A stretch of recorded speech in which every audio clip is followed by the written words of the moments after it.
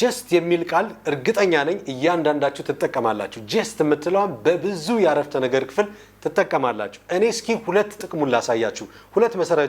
ጥቅም አላት ወይም ትርጉሙን እነግራችኋለሁ እኔ የመጀመሪያው የሚሆነው just ማለት recently እንደማለት ነው በቅርቡ recently በቅርቡ ምንለውን ልንጠቀምበት እንችላለን ለምሳሌ I just finished the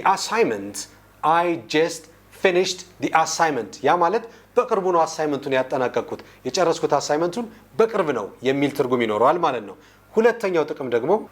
ሁለተኛው only እንደማለት ይሆናል just የሚለው እንደ only ትርጉም ይኖረዋል ለምሳሌ I just need 2 copies ሁለት ኮፒዎች ብቻ ነው የምፈልግ እያልኩ ነው I just need a car ካል መኪና ብቻ ነው የምፈልግ እያልኩ ነው I just need to go ካልክ ደግሞ መሄድ ብቻ ነው የምፈልገው እያልኩ ነው ማለት ነው ስለዚህ recently የሚል ትርጉምና only የሚል ትርጉም ሁለት ትርጉም ይሰጠናል ማለት ነው ሌሎችን ለመመልከት ከፈለጋችሁ ሙሉ ቪዲዮውን ከዩቲዩብ ቻናል Simple English with ገሬ መግባት ትችላላችሁ አመሰግናለሁ